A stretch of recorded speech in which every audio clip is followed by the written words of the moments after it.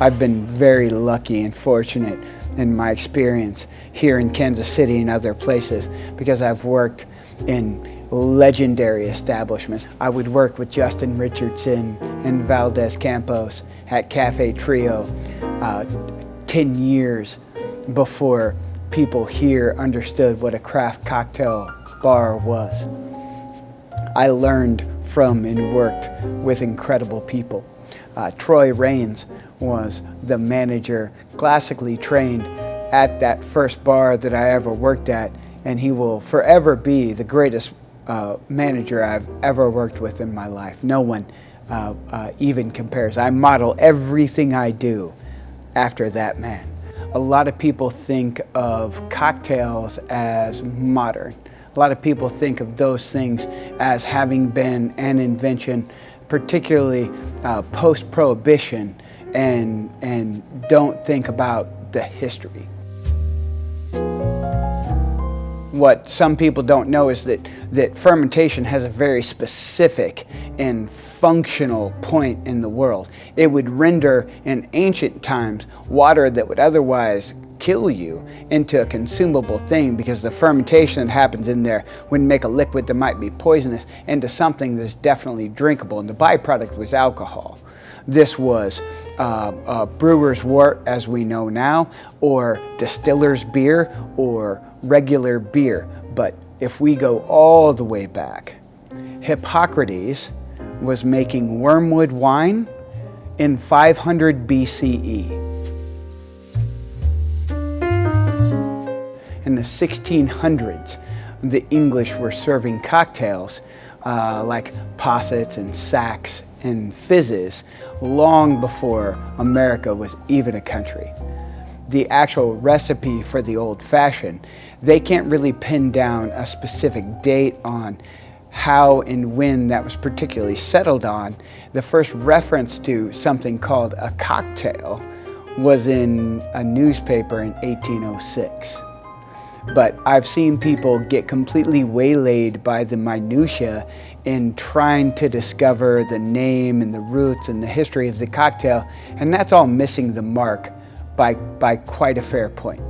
At the end of the day, the original 1806, the first time that people saw an official printing of the word cocktail, which whiskey, cocktail, old-fashioned is definitely what we're talking about here, was in an editorial page in a newspaper in the United States. When he was talking about the cocktail, he referred to it as bitters, sugar, spirit, and water. And all of that is definitely true. All of that is an integral part of the very simple old-fashioned cocktail recipe.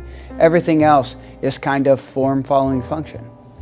There are brandy old-fashions, whiskey old-fashions, gin old-fashions, and it became a category, much like the slang that he used to improperly name that.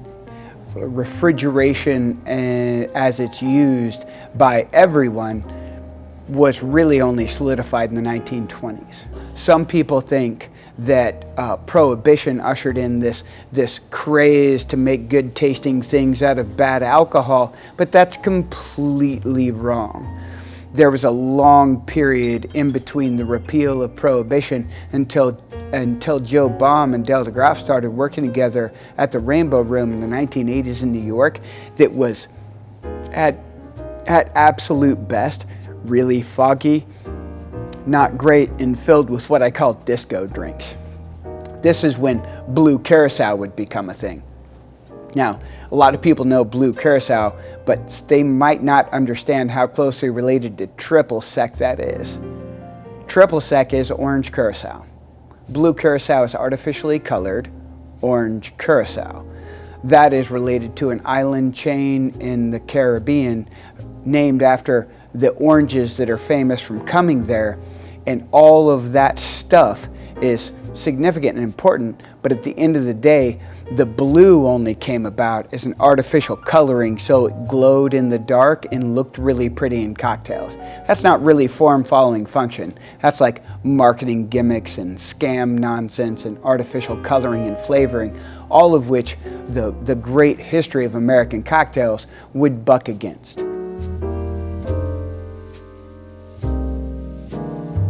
Muddling and non-muddling has no relevance to actually using a muddler, and it has more relevance to fruit.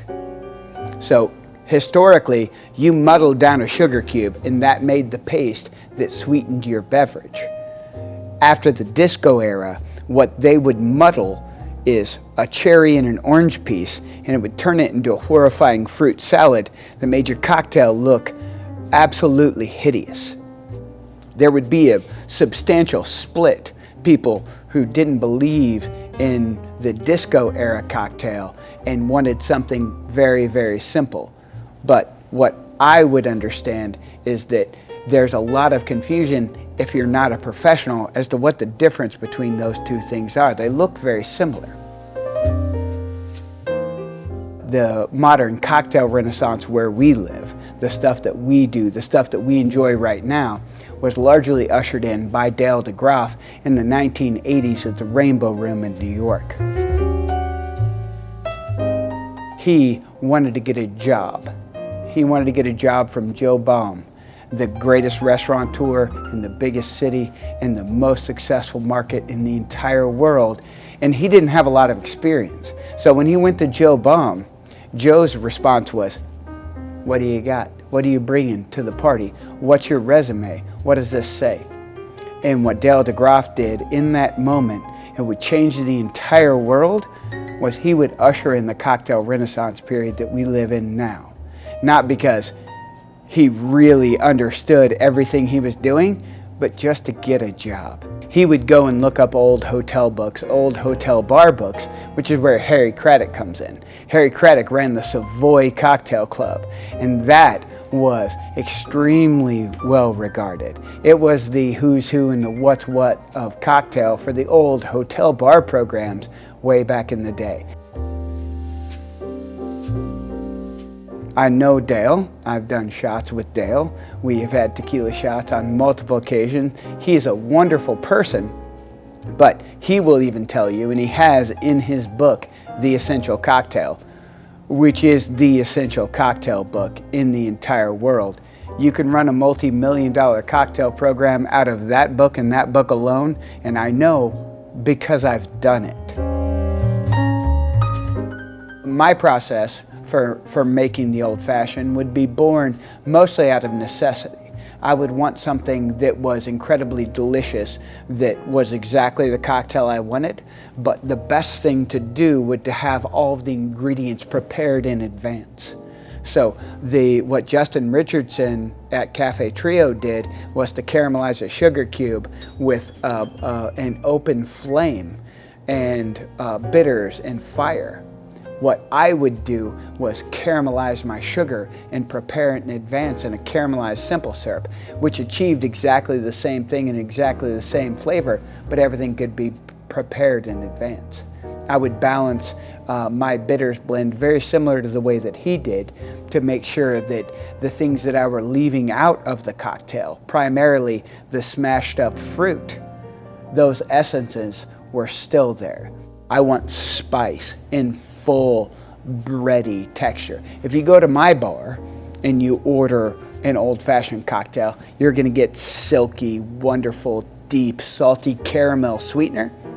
You're going to get peppery, fully wonderful rye whiskey. And you're gonna get a balance of bitters that are unlike anything else. And all of those things are going to blend together to really help you understand what that was when it was born, what it was and what it means for the American craft cocktail scene, and what it means to me to have spent this much time perfecting those recipes. We're going to talk about what bitters are and what they should do, only in the sense of why the bitters we've selected are going to balance out and heighten the flavor of the cocktail choice that we have. We're going to talk about what ice means and why it's important and integral to that particular cocktail. The salted caramel sugar isn't actually very far from some of the base ingredients they would use as a byproduct of molasses being a lot cheaper than sugar way back in the day. And we're going to talk about preparing that into a very simple and very elegant product that everyone can enjoy.